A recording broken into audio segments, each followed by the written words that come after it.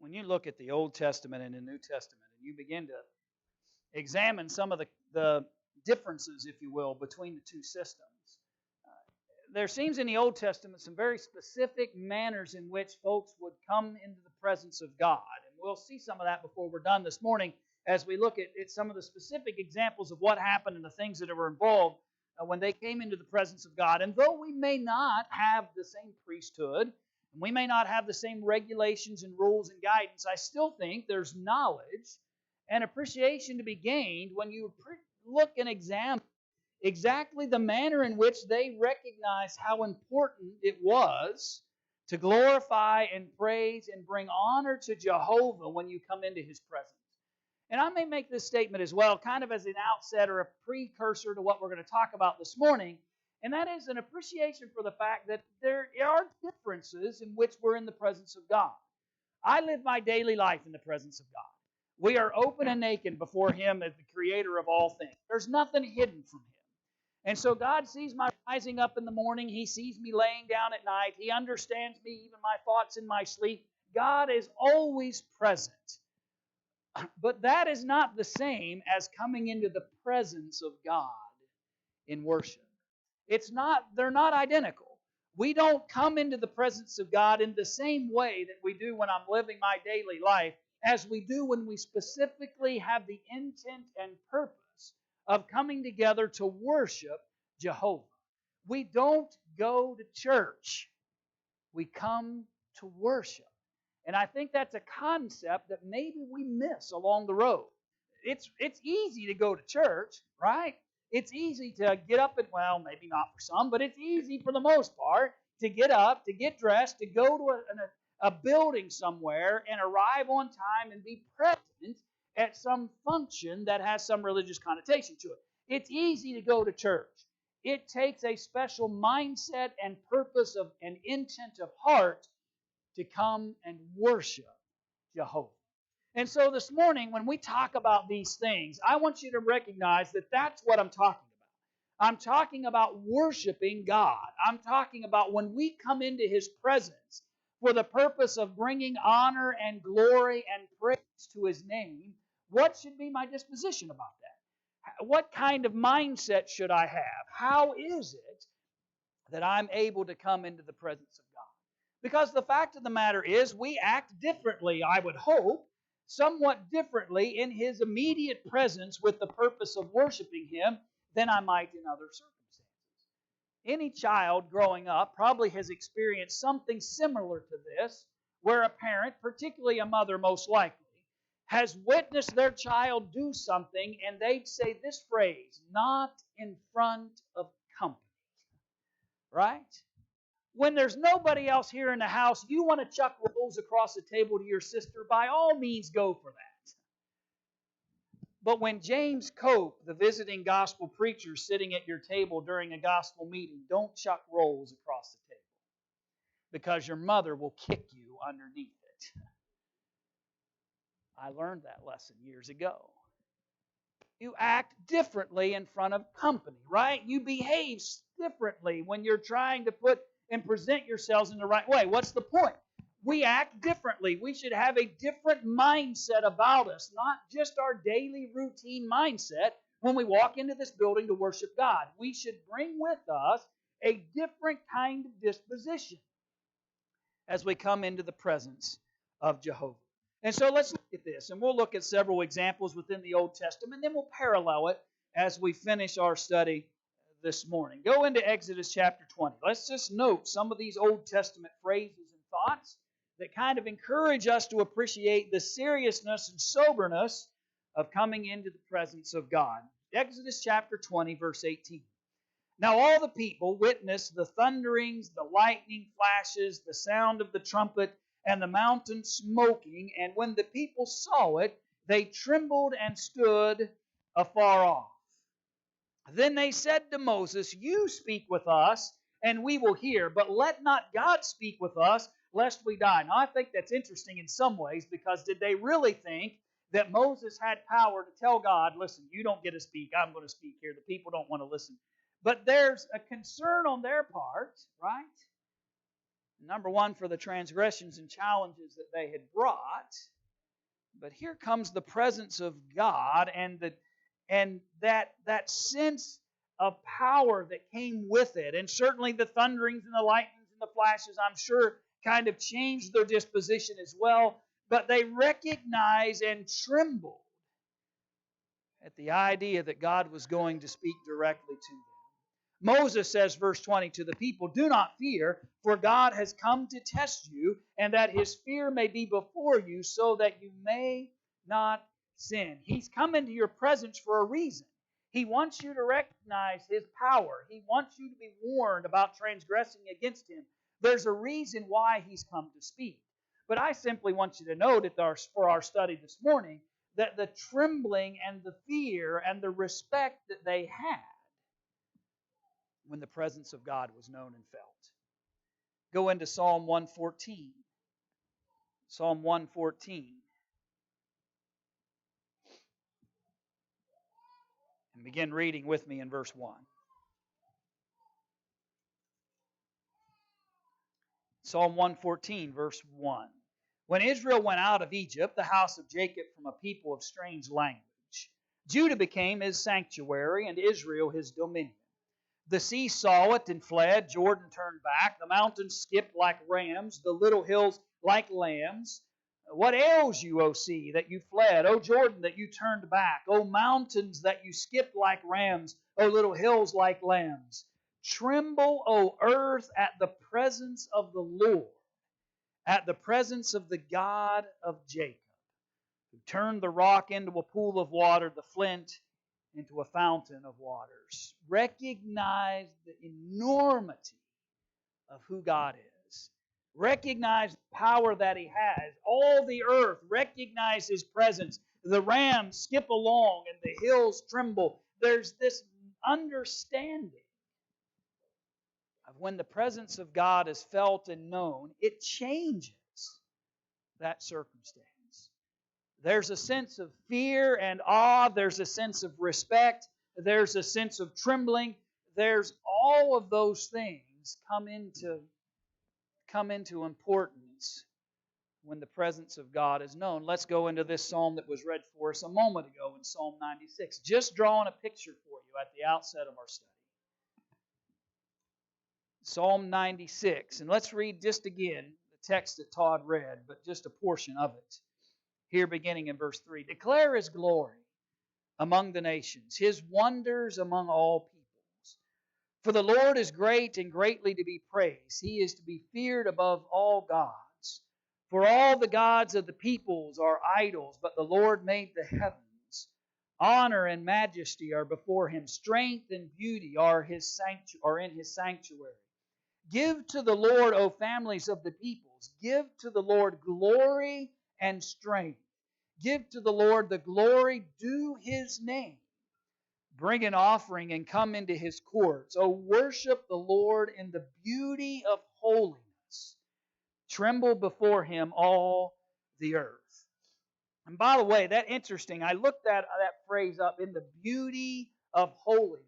And most contend that references the idea of the dress the priests were to wear when they came in to the presence of God to worship Him. When you came into the presence of God in those days, they had a beauty of holiness to be putting on. There was a recognition of the importance of that circumstance. Now, I don't want to dive into a big lengthy conversation about church dress codes, because I think we make a mistake sometimes when we have those conversations and we look at them in odd ways. But I do want us to recognize that there was an importance into that Old Testament system, that when they came into the presence of God, that even their dress reverenced that. That in that system, they recognized the importance of looking like somebody who had come to worship and honor Jehovah.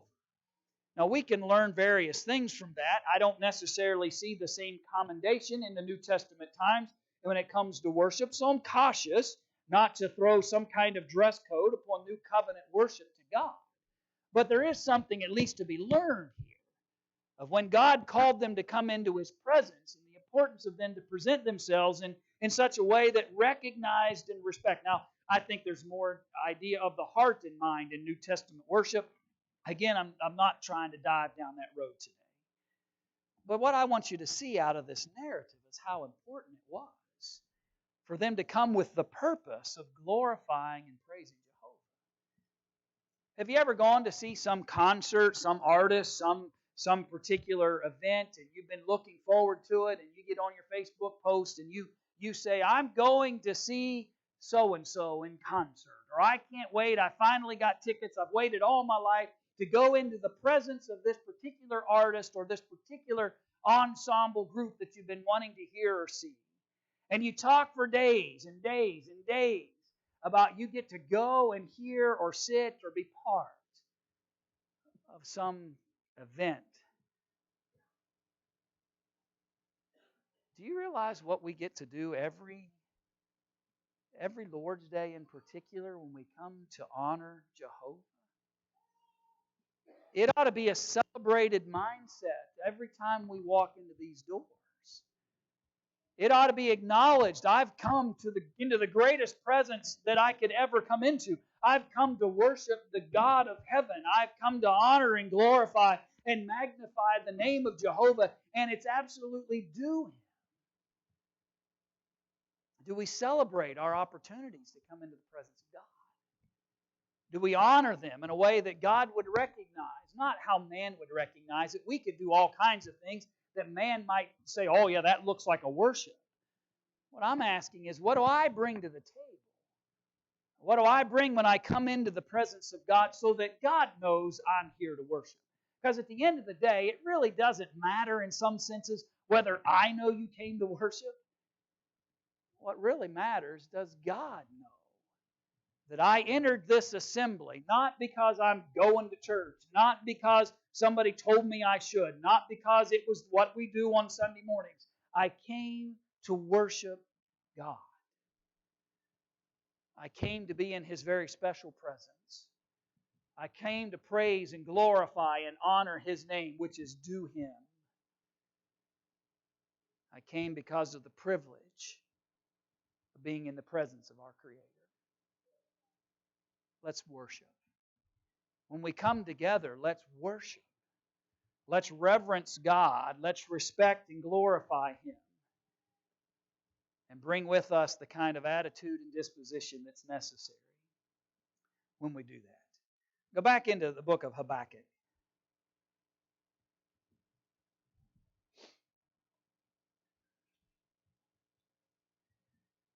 Prophet Habakkuk. Jonah, Micah, Nahum, Habakkuk. One of those tricky ones to find. Habakkuk chapter 2 and verse 18. He said, what profit is the image that its maker should carve it? The molded image, a teacher of lies, that the maker of its mold should rest in it or trust in it, to make mute idols. Woe to him who says to wood, awake, to silent stone, arise, it shall teach. Behold, it is overlaid with gold and silver, yet in it there is no breath at all. But the Lord is in His holy temple. Let all the earth keep silence before Him. If you want to put the proper respect in the proper place, then put it upon Jehovah. Now you might say, well, Brian, we don't have idols. We know the value of understanding that principle. We don't build any statues. We don't come in here and bow down to anything. So we don't have idols. Be careful. Because just because there aren't any wooden statues in here, just because we don't have any bronze emblems sitting around that we pay respect to in the building, doesn't mean that our worship can't become as empty as theirs was. Maybe the idol of our worship presents itself in a different way. Maybe it's not a statue made of wood or something that of bronze. But maybe it's the method in which we worship that becomes the idol. Maybe we put more importance upon that method, and not saying that God hasn't instructed us what proper worship is supposed to look like in New Testament times. But what I'm saying is we can become so focused on the method that we forget about the God who's supposed to be being worshipped. And we would almost be more upset with ourselves if we missed the method more so than we do if we miss the fact that we didn't even think about God once. I want you to ask yourself a simple question this morning, and I'll ask myself the same question. Have you ever sang a song and didn't think one thought about the words that were being sung? Now be careful before you answer that. Because the truth is, all of us have probably at some point in time been guilty of that. And that could have come for various reasons. It could have been because the song's too new and I don't understand it yet. And so it was hard. Maybe it's so familiar that I just sing it without even giving any thought to it. Be careful. We might think that our worship is acceptable and honorable to God because it was the right methodology. It works within the scope of what God has authorized for worship in the New Testament times. But if my heart wasn't there, if my mind wasn't there, if I wasn't trying to glorify God with my voice, if this was about me sounding good or me not sounding so good, or the guy down the pew sounding better, if it was all about those things, then it wasn't about the Creator. It wasn't about worshiping Him. It wasn't about bringing praise that is due His name. And maybe in some senses we've created our own idols, our own empty ways of worship that really doesn't have God as its center. And that would be a mistake. The psalmist wrote in Psalm 5 and verse 7. In Psalm 5 and verse 7.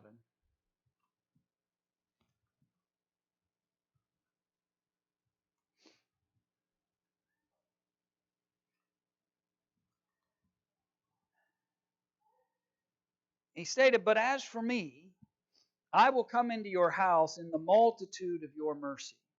In fear of you, I will worship toward your holy temple." I don't think any attempt to worship God should be made without a healthy dose of respect and fear. Admiration and honor. To be in awe of the Creator that we're worshiping. Too many times, I've found myself where I've come to an assembly, but did I come to worship? Did I come to bring the praise and honor and bring the attitude that was necessary when I come into the presence of God? Well, let's flip into the New Testament for a few minutes. And let me examine with you a couple of examples. And I want to look at one more Old Testament example as well before we're done. In Revelation chapter 14 and verse 7, notice it said, "And saying with a loud voice, fear God and give glory to Him. For the hour of His judgment has come, and worship Him who made heaven and earth, the sea and springs of water." What I appreciate about that is when you worship God, worship Him as the Creator of all things. Worship Him as the power that He possesses. Worship Him recognizing who He is. You know, it's one thing to say, okay, we need to glorify His name and praise His name, and it might mean a lot of things to different folks. But praise Him and honor Him for who He is. He is the Creator. He set this world in motion. He deserves the glory because of who He is. And the respect and admiration that we present before Him. Recognizing even other descriptions that the writers share with us concerning Him. The Hebrew writer said in Hebrews chapter 12, Hebrews chapter 12 and verse 28. "Therefore, since we are receiving a kingdom which cannot be shaken, let us have grace by which we may serve God acceptably with reverence and godly fear. For our God is a consuming fire." You know, when I think of that imagery of God being a consuming fire, I can't help for my mind to go back into the Old Testament times when those sons of Aaron decide that they're going to offer strange fire upon the altar of God. And God consumes them for it. When their worship didn't match what God had instructed, when their conduct of worship didn't match what God had authorized, God consumed them. When we worship God, remember that He is a consuming fire. That God recognizes the heart and intent and purposes of my mind. He recognizes where my heart is when I come before Him in presence. I suppose there have been lots of times where we've maybe been in conversation with somebody and we just kind of zone it out. Have you ever been in a lengthy phone conversation? I'm not big on phone calls, by the way. When you call me, if I sound abrupt on the phone when you call me, it's just because I don't like phones. I'd rather speak to people face to face for whatever reason. But anyway, so it's as quick as I can make it when I'm on the phone. But have you ever been and you're almost holding the phone out like this because it's just going and going and going, and you're not paying attention one bit to what's being said? I wouldn't advise that when we come into the presence of God. It can be challenging and difficult sometimes, and I don't care. Well, I care, but I don't care whether you zone me out, right? That happens. But my point is, when we're worshiping, don't zone God out, because if you leave Him out of the equation, if you leave Him out of the purpose and intent of why we came here, then you've missed the point. You're in the presence of a consuming fire. God is a powerful God who demands of those who worship Him the right and proper respect and reverence and honor when we come into His presence. Let me share one last thing with you, a comparison, if you will. Go back into the book of Leviticus.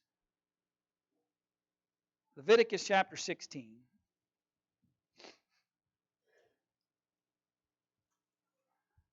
Leviticus chapter 16 and verse 1.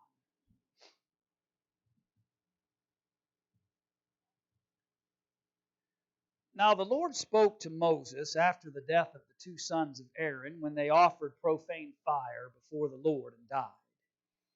And the Lord said to Moses, tell Aaron your brother not to come at just any time into the holy place inside the veil before the mercy seat which is on the ark, lest he die.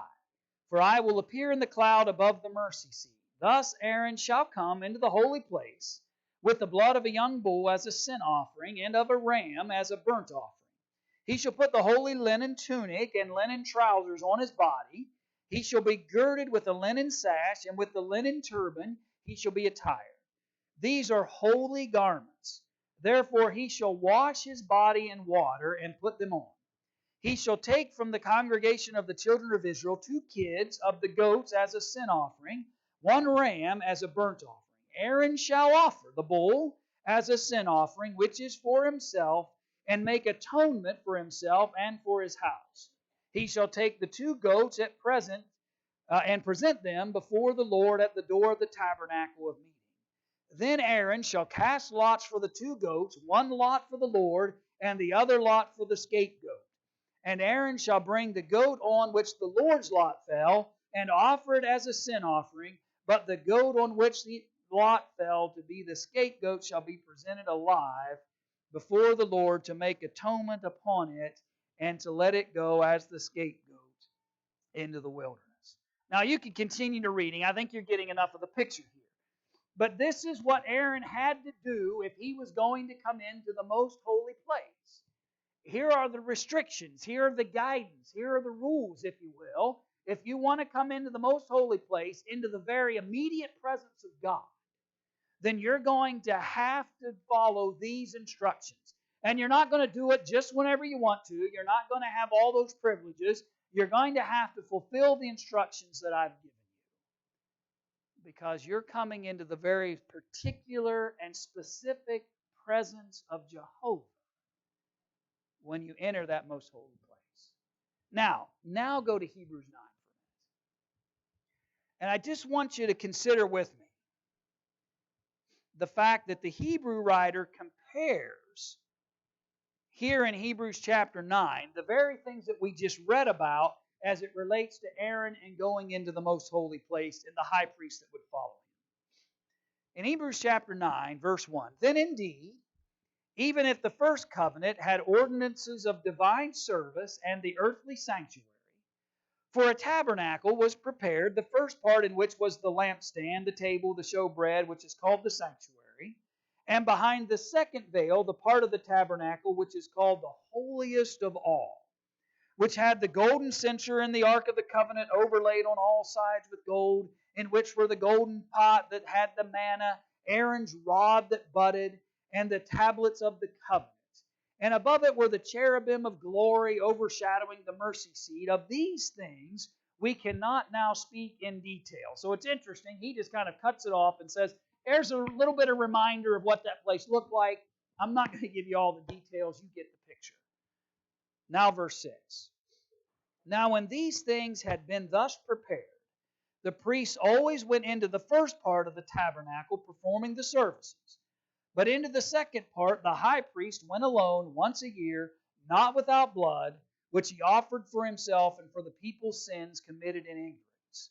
The Holy Spirit indicating this, that the way into the holiest of all was not yet made manifest while the first tabernacle was still standing. Now stop and think about that for a minute. Access to the most holy place had not been fully granted yet while that old tabernacle system was still in place. It was, verse 9, symbolic for the present time in which both gifts and sacrifices are offered, which cannot make him who performed the service perfect in regard to the conscience, concerned only with foods and drinks, various washings and fleshly ordinances opposed until the time of Reformation. But Christ came as high priest of the good things to come, with the greater and more perfect tabernacle not made with hands, that is not of this creation. Not with the blood of goats and calves, but with his own blood. He entered the most holy place once for all, having obtained eternal redemption.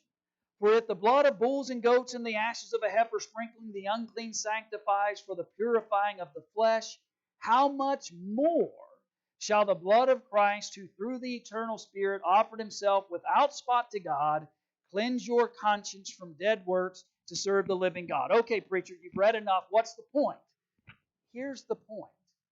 If they had to be so particular and so cautious and so wise in honoring how God wanted them to come into the most holy of places, one time a year, only the high priest, only with the proper sacrifices, dressed in the right way, Aaron, do all of these things before you ever come into the presence of God, how much more so now that Jesus has granted all of us access to the most holy place? Should we not want to come into that presence with the same level of reverence and respect and admiration and glory to the God who gave us that access? If Aaron had to be so cautious and so particular and so careful about how it was he entered the most holy place when that was simply symbolic, how much more so should we be even greater, give greater care and a greater concern and a greater importance as to how we enter the most holy place when it cost Jesus his blood to make it possible? When the blood that allows for that access was not the blood of bulls and goats, it was the blood of the only begotten of the Father. The price you pay, the price that was paid, to give us this access should move us to want to bring nothing but respect and honor and glory when we come into the presence of God. If Aaron had to be that cautious, if the high priest had to be that cautious, and that's the example, the symbol for us to recognize in modern times under New Testament worship, then how much more should we be even more cautious and more concerned and have a greater sense of responsibility of the attitude and mindset and disposition that I have when I come to worship and come into the presence of God. Let me go back to my opening statement. We don't go to church. We come into the most holy of places. Not a structure of drywall and brick, but we come into the immediate presence of God, given privilege and permission to worship Him in ways that they couldn't do. They only symbolically gave us a picture of what it was going to be like someday, when all men had the opportunity and privilege of being able to come and be in the presence of God to worship and honor Him. How much more so now? Now more than ever before. Should we not show that level of respect and reverence to the God that we're worshiping? He deserves it. His name is due that kind of respect and reverence. That's what we do when we come here. I want us to think soberly. Number one, on a personal level, about how it is that we come into the presence of God and what attitudes and dispositions do I bring. But secondly, I think we need to do a better job of explaining that to folks. I don't want folks to come and go to church with me. I want folks to come and worship God with me. I want to sit collectively together with those who have the same like precious commitment and conviction about themselves. And let's worship God. Let's honor His name. Let's reverence Him in ways we've never done maybe before, in greater ways than we've done before maybe. And appreciate the great privilege that it is to have such an access into His presence. Let's worship. When we come together, let's worship Him because He is due that great worship. And do my actions exemplify that? We're going to sing an invitation song together. An appreciation of the benefits that God has offered us through Jesus. That call to come to Him is still offered. He wants us to become His children, that when we come into His presence and we come to worship Him, we do so as His children, as faithful, committed believers in Jesus Christ. And maybe there's something in your life that we could help you with this morning to recognize the importance of remission of sins through baptism, or to renew your relationship with Him again. If we could help you today, encourage you to build that relationship so that every time we come into His presence, we're here to honor and respect and give reverence to the God of heaven. And if we could help you, won't you come as we stand and as we sing?